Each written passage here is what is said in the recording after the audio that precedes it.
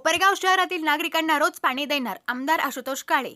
कोपरगाव शहरातील नागरिकांना दररोज पाणी उपलब्ध करून देणार असल्याचे आमदार आशुतोष काळे यांनी म्हटले आहे। या संदर्भात कोपरगाव नगर परिषदेच्या अधिकाऱ्यांची नुकतीच बैठक संपन्न झाली। या प्रसंगी आमदार आशुतोष काळे म्हणाले की नगर परिषदेला आपण पाणी पुरवठा योजना मंजूर केलेली होती, त्यामध्ये 5 नंबरच्या तलावाचे काम पूर्ण झालेले आहे। 4 नंबर तलावातून पाणी पुरवठा होत आहे, त्याचेही काँक्रिटीकरणाचे काम हाती घेत आहोत। 4 नंबर 3 नंबर आणि बाकी अजून काही टाक्या फिल्ट्रेशन अजून वाढवायचे आहे। पुढे लोकसंख्या वाढणार असून त्याच्यामध्ये जो काही नवीन हद्दवाढचा भाग आहे, या ठिकाणी लोकसंख्या वाढते, त्या अनुषंगाने ही मीटिंग झालेली आणि त्याचा विचार करता नवीन पुढचा टप्पा अतिशय महत्त्वाचा असणार आहे। लोकसंख्येचा विचार करून या सर्व योजनेचा टप्पा अतिशय महत्त्वाचा असेल। यासाठी या संदर्भात नगर परिषदेच्या अधिकाऱ्यांची या समवेत बैठक संपन्न झाली। नगर परिषदेला आपण पाणी पुरवठा योजना मंजूर केलेली होती, त्याच्यामध्ये 5 नंबर तलावाचं काम पूर्ण झालेलं आहे। आता जर काही अडचणी येत आहे आणि आपला 5 नंबर तलाव आणि 4 नंबर तलाव हे मुख्य 4 नंबरचं मुख्य पाणी पुरवठा त्याच्यामधून होतोय आणि तो पण आता कॉन्क्रीट करण्याचा निर्णय आपण घेतलेला आहे। त्याच्याबद्दलच आपण आज बैठक घेतली।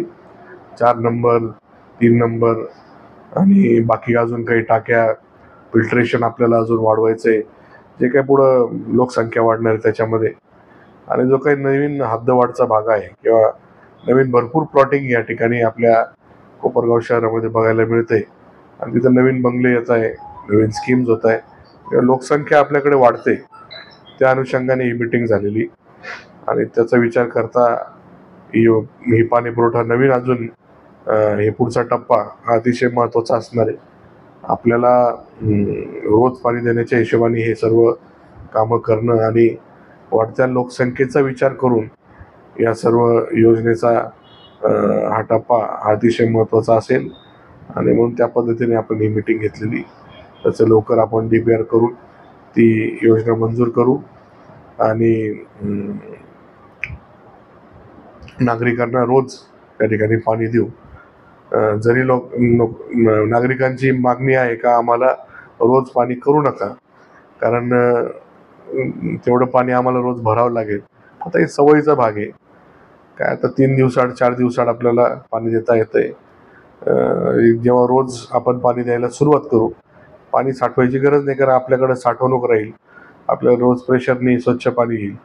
त्या पद्धतीने ते बदल हळूहळू होईल, ते काही एकत्र होणार नाही, कारण अनेक वर्ष आपल्याला 8 ते 15 दिवसाआड 23 दिवसाआड पाणी घ्यायची सवय झालेली होती आणि म्हणून त्या सवयीमधून बाहेर निघायला थोडा कालावधी लागेल, पण नागरिकांना त्या ठिकाणी सुविधा मिळतील। चांगले रस्ते, पण भुयारी गटारची योजना करतोय आणि व्यापारी संकुल भरपूर प्रमाणात करतोय। आता आपण जे पाहिलं गोडाऊनचं काम, तिथे आपल्याला चांगलं गार्डन करायचं आहे, जेणेकरून आपल्या नागरिकांना त्या ठिकाणी सकाळ संध्याकाळ वॉकिंगला जाता येईल।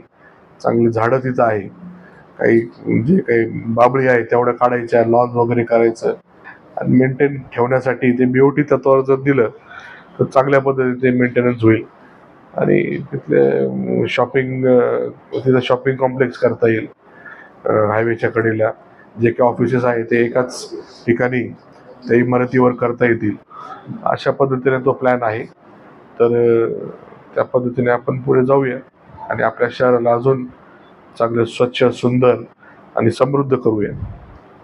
तसंच पण मग आता तुम्ही पाण्याचं जाताय, तर काही नगर अतिक्रमित आहे, त्या संदर्भामध्ये आपण काय पावलं आपण अधिकाऱ्यांना आपण आता लक्ष्मीनगरचा जो प्रस्ताव आहे, अनेक वर्षांपासून ते प्लॉट आपल्याला जे लोक तिथे राहत आहेत त्यांच्या नावावर करायचे, त्याला अनेक अडचणी आहे, लेआउटच्या टाउन प्लॅनिंगच्या अडचणी, ते आपण त्या अडचणी ज्यावेळेस ज्या त्रुटी काढण्यात आल्या त्या त्रुटी आपण दूर करून आता इथपर्यंत पोहोचलोय।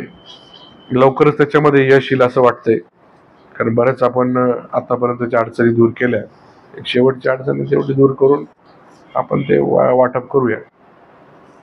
तिथल्या जनतेला अपेक्षा आहे की सातारा हा आम्हाला केव्हा मिळू शकतो, कधीपर्यंत मिळू शकतो, कारण की हा 30 ते 35 वर्षापासून प्रलंबित हा विषय आहे आणि आपल्या लक्ष्मीनगरच्या त्याच विषयावर नगरावर बाकीचे नगर सुद्धा अवलंबून आहे। बरोबर आहे, पहिले हा प्रस्ताव करू, मग टप्प्याटप्प्याने बाकीचे पण आपण प्रस्ताव करू.